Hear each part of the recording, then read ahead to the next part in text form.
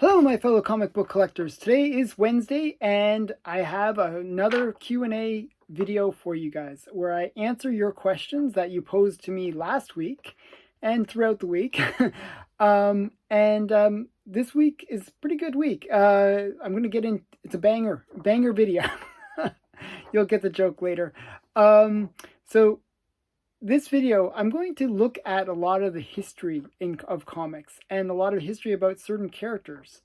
And I'm going to be looking at some really interesting questions that people ask me that are not even related to comics at all.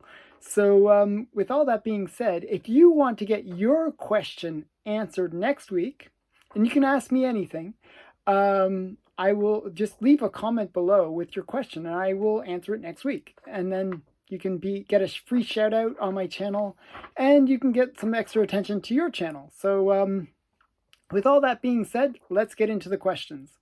So the first question actually, and the reason I joked that this is going to be a banger episode was one of my friends on Instagram, Collecto6, he wrote, "Where did this term banger come from?"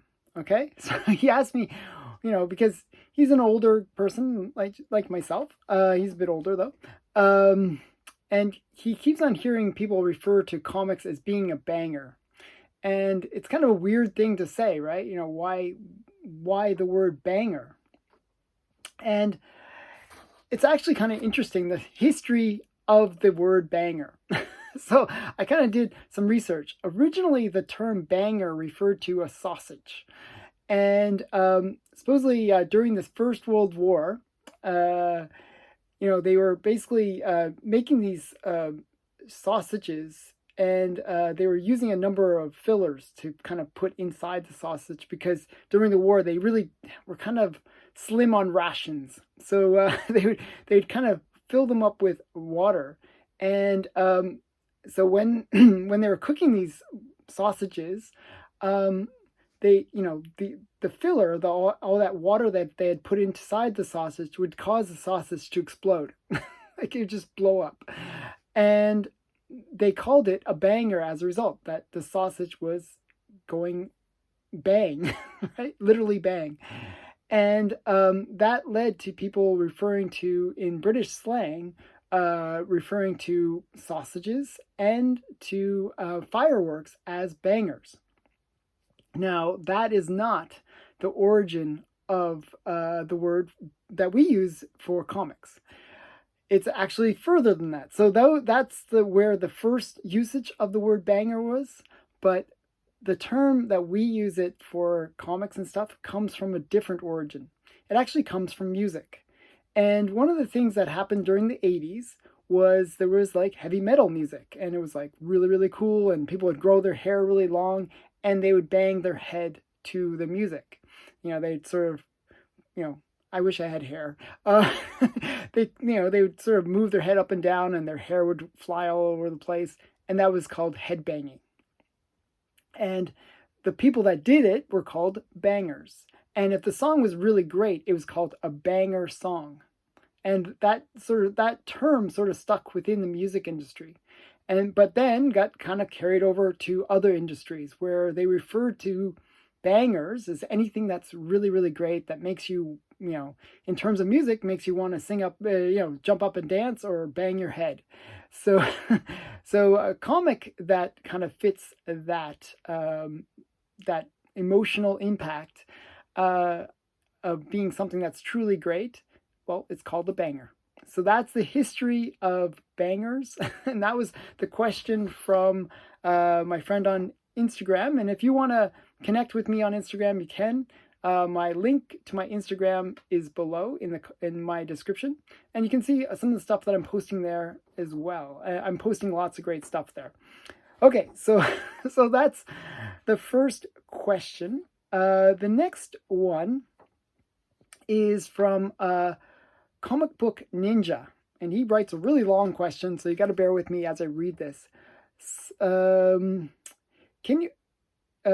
so he says, since Star Slayer number 3, okay, so I'll show you Star Slayer number 3. Back here, I actually brought it just just to show Star Slayer number 3. This is Star Slayer number 3. Is the first appearance of Betty. Would you consider it to be the first appearance of Betty Page in comics? Either way, I think it's a very underrated and undervalued book. Betty Page's revival in popularity started with The Rocketeer and David Stevens, and she has been a staple of pop culture since. Also, would Betty Page Comics number 1, 1996, by Dark Horse be the first official Betty Page comic? Okay, so to answer that question, I got to give a little history. Again, I love my history. So the first mention of Betty, and this is Dave Stevens' Betty from The Rocketeer, which is the Rocketeer's girlfriend, is in this book, Star Slayer number 2.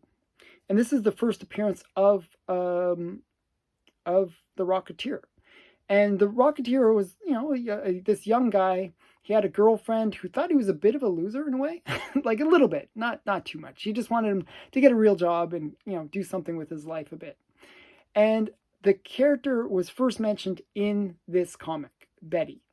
And he just referred to her as Betty. Now, we didn't see her until Star Slayer number 3. And when we saw her, she looked like Betty Page because Dave Stevens was a big fan of Betty Page. And he later kind of brought her back in a lot of his artwork. So I'm going to show you some covers, these are Rocketeer covers that feature Betty. Okay, so this is what Betty looked like in Dave Stevens style. So these are Dave Stevens covers. Some of them are pretty great. So this is one of them. Then we got another. This is another. These are all from Jetpack. They did these kind of Dave Stevens covers with Betty Page. Not Betty Page, I mean Betty from The Rocketeer. Okay, so then we got this one. And this one's a really great one because the guy behind the camera is actually Dave Stevens. So Dave Stevens drew himself, taking kind of sexy pictures of Betty. And she looks like Betty Page. Now, Dave Stevens has mentioned that he designed the character Betty after Betty Page. However, the question is she, the first comic version of Betty Page? Well, I would say no, because it's not Betty Page, it's Betty, as in the Betty for The Rocketeer. So I know that she's really designed on Betty Page, but I would say that because she is designed to be a separate character, where Dave Stevens actually later dealt with Betty Page in person. He actually dealt with her and her estate to basically make sure that she got royalties from her likeness being used in comics. So he didn't really do that until later, though. And he really didn't want the two characters to be assigned to, So the Betty for The Rocketeer is a separate character. Now, later, Dave Stevens did do Betty Page as Betty Page. This is his version of Betty Page. And just a very sexy kind of pinup star, 50s pinup star looking girl. So this is a really great cover by Dave Stevens. Now, the question is, where did Betty Page make her first appearance in comics as a comic character? Well, that's actually kind of an interesting story as well. So the first comic that featured a character called Betty Page and that was paying homage to Betty Page was this one, Heavy Metal, Volume 9, number 4. And this is from 1985. Now, the Star Slayer number 3 is from 1982. So it's actually 3 years earlier than this. But there was no Betty Page character in comics in between those two times. And as I said, I don't consider the Betty in The Rocketeer to be the real Betty Page, if that makes any sense. So this is the first time that we get a character that is actually Betty Page and known as, and is called Betty Page in a short story within this book. So this is the first appearance in comics, and because it's a comic style, not the first appearance in books, because Betty Page, the actual person, appeared in photojournals that were done in the 50s. So this is the first Betty Page, or 40s even, actually, I think way back. So, but this is the first Betty Page as a cartoon, as a comic character. Now, this is a magazine. So where is her first appearance in comics? Well, her first appearance in comics was in a different thing, not Dark Horse, but a separate publisher called, I forgot what the name of the company is, but it's a different company. And they produced this one called the Betty Pages. Now, this came out in 1988. The Dark Horse thing came out way later, in 1996. So this is very much earlier than the Betty Page book from Dark Horse. So this is the first Betty Page comic. So that is my very long-winded way of saying no. I don't consider Betty Page to be represented by the character Betty, even though Dave Stevens did say that he was paying homage to her, but he did also say that he was keeping them separate. So that hopefully answers the question and gives you a little insight into this character that I'm a big fan of. I'm a big Betty Page collector. I have a whole bunch of Betty Page books, and it's one of those ever-growing collections, because there's just so many really great artists that have put their art behind the character. So yeah, I hope that was interesting. Now, the next question is from a Kiwi, and Kiwi asks, do you think it's fair that some modern high-printed books in higher grade sell for more than Golden Age books that have some really great covers? Okay, that they have the same great, some have some great covers. Okay, so the question is modern versus Golden Age.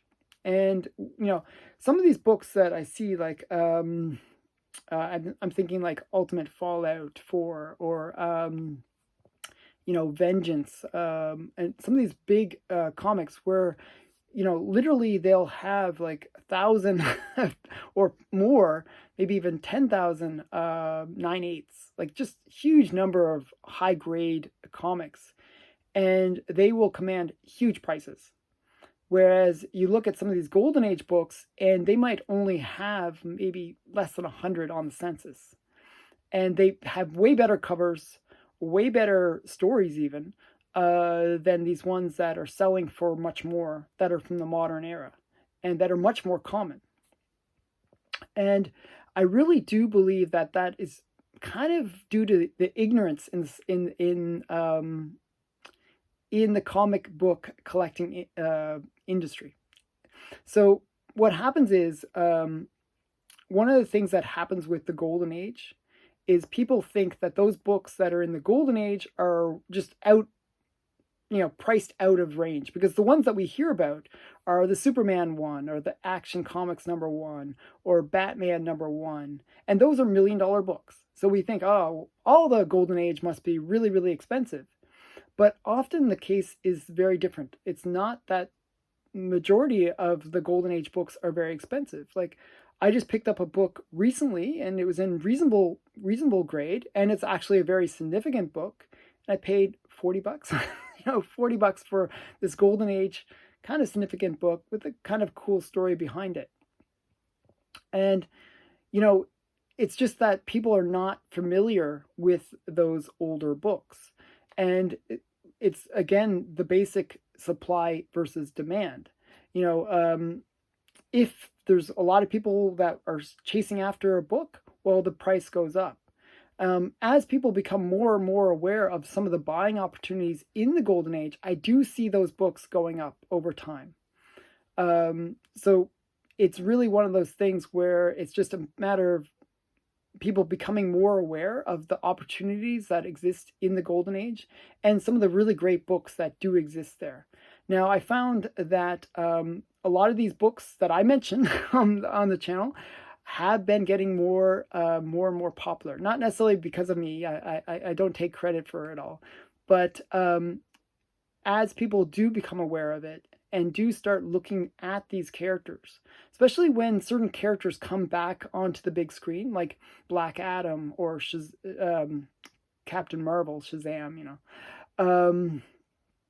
and some of these other Golden Age characters. People kind of sometimes go and say, "Oh, where did they make their first appearance?" and expecting them to be in the Copper or Bronze Age, and then they find out that those characters actually made their first appearances in the Golden Age, and sometimes they look into those books, and then they try to pick them up, or there's some kind of revigoration of those Golden Age comics. Another thing that I find is people start looking at those Golden Age comics and seeing how affordable many of them are, and then say, "Hey, these are pretty cool covers," especially with the horror. Horror has been one of those opportunities that has sort of come and gone with the Golden Age. That there's a lot of Golden Age horror that had really awesome covers, and the buying opportunity was pretty good maybe about 5 years ago, 6 years ago, where you could have picked a lot of those books up pretty cheaply. But there was a mass flood of people going to the Golden Age and picking those books up in recent years. And really, those books have become pretty pricey. But that doesn't mean the book that I actually mentioned that was $40 was actually a Golden Age horror. It's just that, again, it's ignorance that people just don't know what titles are the ones that they should be going after, or even some of the history. You'll always find that within any collecting genre, people will generally gravitate to what's new. And the reason for that is it's something that they are more familiar with. And it's just a matter of people getting educated and learning more. I do believe that if there were more channels like my channel where they talk about the Golden Age books, I think people would have that knowledge and maybe go out and buy those books. Kiwi, I know, he's a friend also on Instagram. I have influenced him to look into buying Soti books. And actually, I'm kind of pointing the finger at him a bit. He actually has a book that I want in my collection. I'm only missing like 20 some odd of these Soti books, Seduction and Innocent, and he has one of them that I need. So, that's where kind of learning about these things does come into play. And watching channels like this one, there's other channels like mine that they talk about the Golden Age books, and more people watch those videos and get interested in it, and even Comic Tom, they had the Golden Age Guru on that channel, and he's bringing people's interest into the Golden Age and kind of educating them on kind of the opportunities within the Golden Age. So I see this is shifting. This is one of those things where as more people get into the comic collecting, more people start learning about it, and they will gravitate to some of those older books and buying opportunities. Just so you know, this is just an aside. With the Golden Age, a lot of people think that it's older collectors that are focused on the Golden Age. Well, I didn't grow up in the Golden Age. I'm a Gen X kind of guy. I'm born in the 70s, and the Golden Age is an era before me, like many years before me, and it's people like me that are buying those Golden Age books because we do appreciate those older stories, especially with some of the books that are coming out now that very questionable. People are gravitating to those older stories where they actually did tell a great story and have great artwork. So that's my 2 cents on it. I'd love to hear people's feedback on what do they think. Is it unfair that these Golden Age books are being overlooked? What do you think? Okay, love to hear your opinion on it. Now, Richard Lashira, he asked me 2 questions, so I'm not going to repeat his name because I always brutalize his name. I don't know why. And he told me like so many times how to pronounce his name correctly. I'm going to pronounce it one more time. Richard Lashira. Okay. And how did you get to choose your channel name? And what were some of your alternative choices? Well, actually, I was trying to create a cool, like something that would be memorable and short. Actually, my original name was going to be Comic Geek, and just Comic Geek, but it was taken, and I was like, oh. Ah. Then I was like, okay, Collector Geek, or some. I was trying to come up with different things with geek. I like the word geek and geekiness, and maybe nerd, but there was just too many nerd ones. And really, what ended up happening was I came up with Comic Collector Geek because I noticed that the initials were CCG, and I almost went with Comic Geek Collector, okay, which would have been CGC, which would have been always getting mixed up with the grading company. So I deliberately made it Comic Collector Geek. That was that's the origin behind my my name. It was not something that I spent a lot of time actually coming up with. I just wanted to create a comic related channel, and I spent a few minutes trying to brainstorm some things. All the ones that I wanted to get were taken, and that's what I ended up with. So I'm kind of getting used to the name now. So yeah, it is what it is. Okay, the next question he asks, have you ever, like I mentioned in previous video before that I collect coins and stamps and paper money. So Richard asks, have you ever collected ancient coins? There's something nice about holding all that history in hand. And I agree. I got into history through coin collecting. I love coins, and I love the history. Like finding that like coin from the 1940s makes me feel somewhat connected to that time period. You see the king on, like in Canada, it's like a king on the back, and it's like, oh wow, they had a king? That's so weird. And it was kind of that whole historical element that really got me into coin collecting. And I really do love ancient coins. So I'm going to show you not all of my ancient coins, but just a sampling of some of the stuff that I have. I had this like little, a lot of the time I'd get these like treasuries. I know it's kind of weird. It's kind of a little bit lame, but I get these coin, like there's this company called Excelsior. And what they would do is they would have like collections that you could buy. And I hope this is the right box. Yeah, I'm pretty sure it is. Where they basically sell you coins. And it's not complete, strangely enough. But these would be like some of my ancient coins. So we got some ancient Chinese coins here. That's an ancient Chinese coin. Probably about, these two are both ancient. From about 2,000 years ago. Then we got some, what do we have? We have some Greek, some Roman, some early coins from the different countries. And I can zoom in so you can see a little bit better, maybe. Maybe I'll zoom in a bit so you can see them all. Nothing super special that was offered in this collection, but, they're all like in the maybe anywhere from $10 to like a few $100s kind of level that were offered in the collection. One cool thing about this company, Excelsior, is that they actually guarantee what you buy. So if you 10 years down the road, they'll actually buy the collection back from you, and they'll actually add 10% to that. It's kind of weird, but they will buy the collection back, so that you're sort of guaranteed that the collection will have a certain value. So I thought it was kind of an interesting one. But I actually, I'll show you some of my coins. This is a big collection. But what I would do is I do love the history behind coins.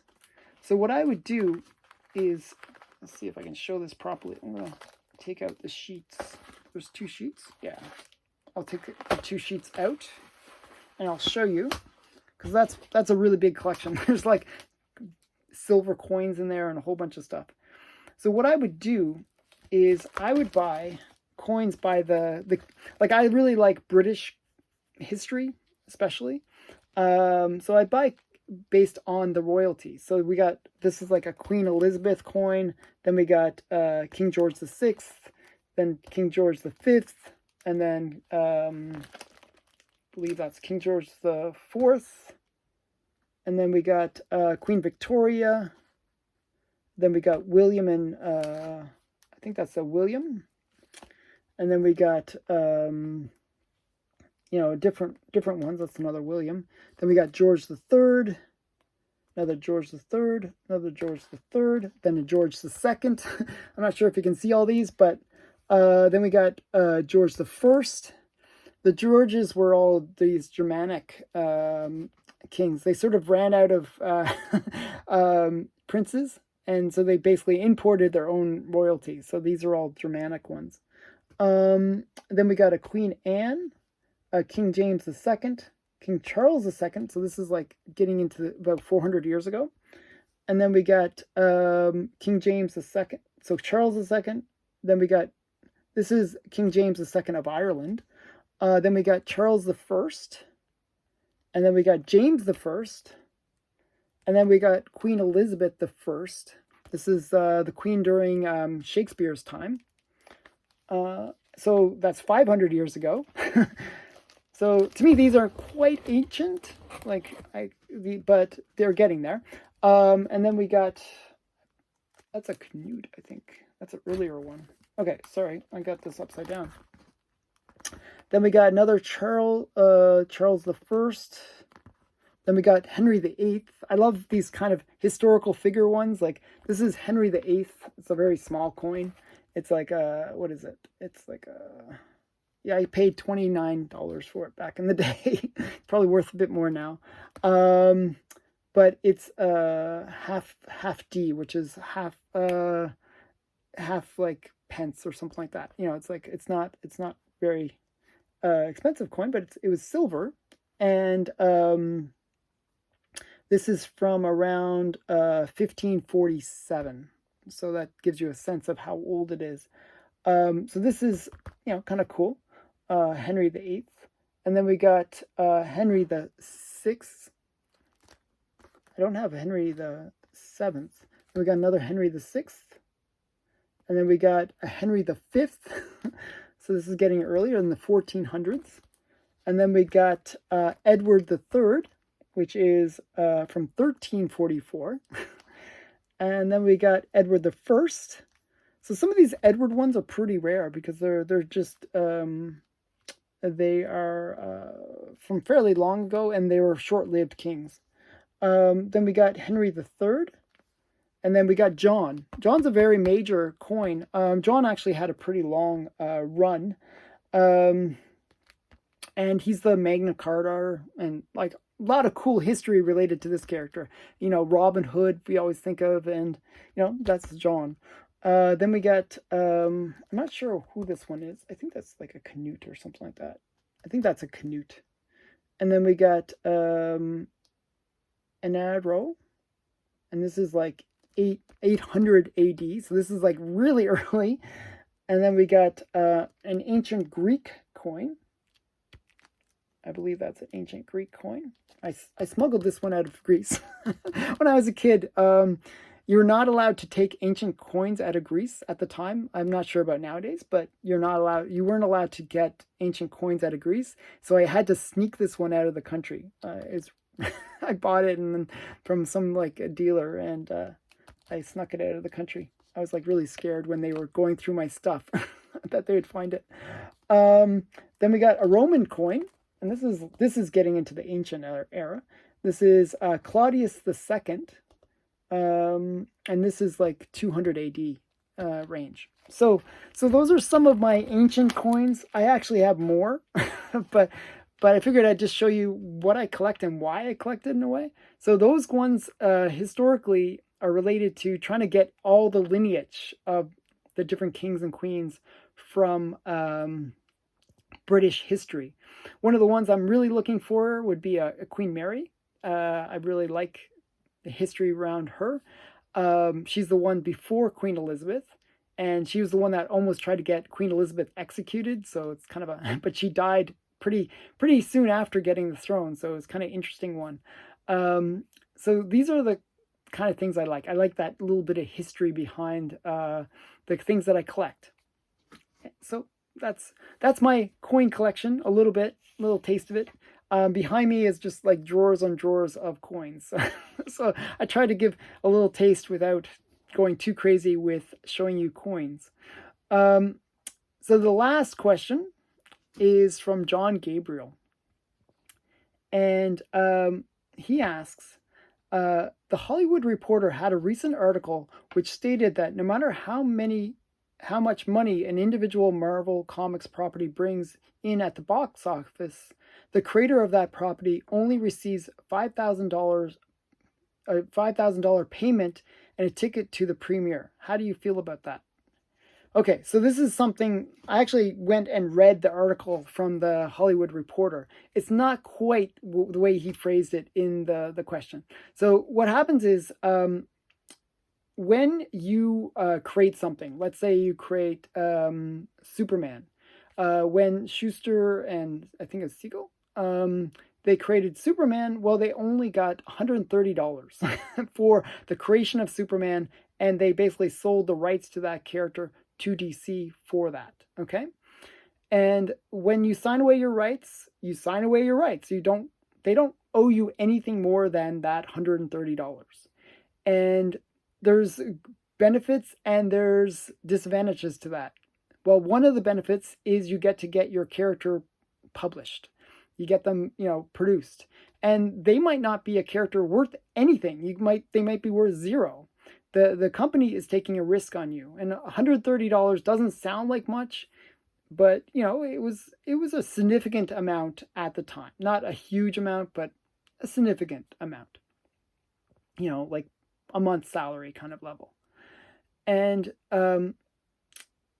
people don't realize how much that means to a creator, that they don't that this company is taking a chance on them. Not only did they get that 130, but they got to create artwork for future issues of Superman, and they were given that opportunity.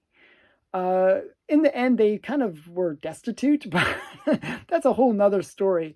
But the point is, these creators, when they create whatever character it is, the comic publishers are really taking a risk on them. And, the character can either become super, super popular or go absolutely nowhere. And the comic publishers will kind of figure out what they deserve based on that. So they'll get some compensation for signing away their rights to that character. But this money that the Hollywood Reporter was talking about was kind of like hush money. Basically what would happen is a lot of these creators would see these movies go up, and the one that they were talking about, I think, was Jim Starlin and Thanos, and how he was kind of seeing this huge box office returns, and they gave him absolutely nothing in return for that. And one of the things is they did give him like $5,000 and a movie ticket, but that was really it.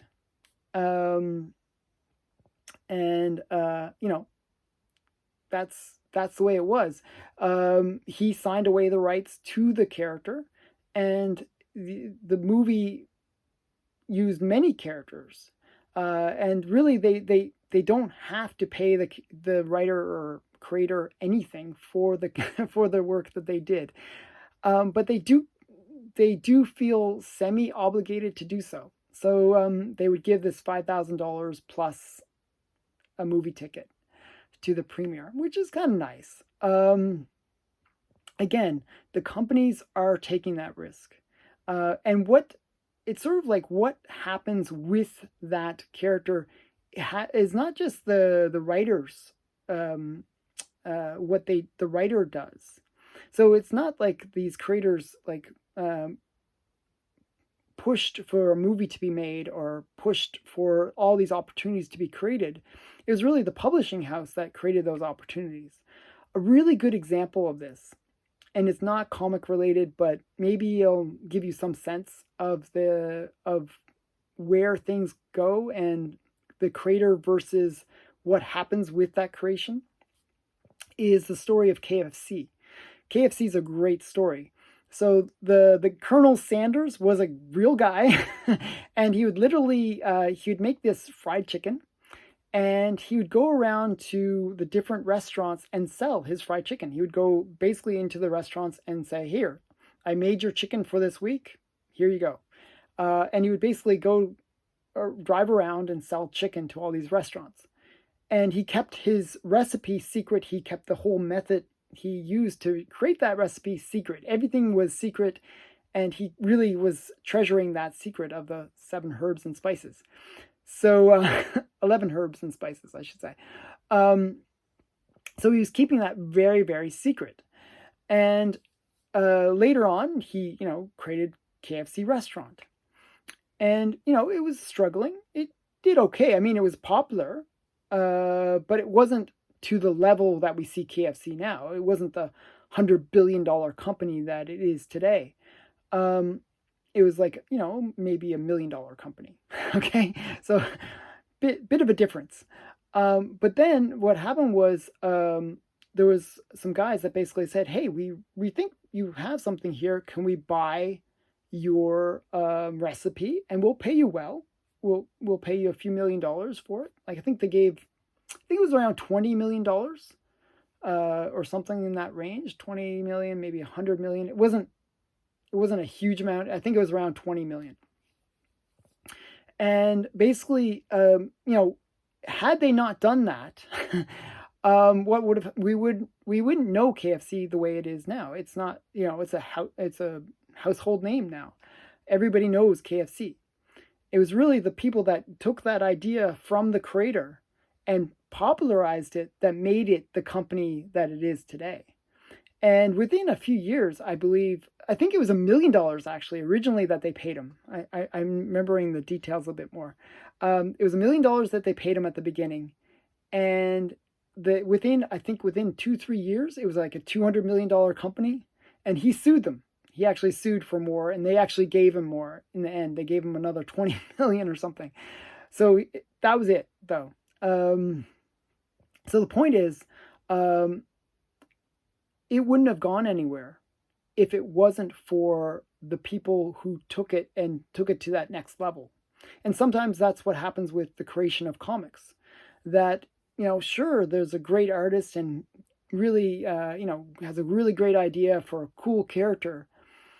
But without that publisher, that idea would never get anywhere. It would just be like this sort of cool character that maybe a few people would read or see, but it wouldn't necessarily get to the levels that this publisher and the power that they have behind them can get it, where it can get published across the nation, get also into being made into a movie or TV series. And you got to give them some credit for that. And so I know it doesn't seem fair, but I actually feel like it's fair. That's my sort of capitalist way of viewing the whole issue. That, I just see it that way. That, that they're really, the creators are given this golden opportunity to get to see their character in the spotlight that they wouldn't be able to have achieved on their own. So what do you think? Am I totally out to lunch? Leave your comments below. I'd love to hear your take on these topics, and ask me your question so I can answer it next week. So please leave some questions below, and I will answer them the way whatever way I do. So I hope you enjoyed this video. Thanks for watching. Bye for now.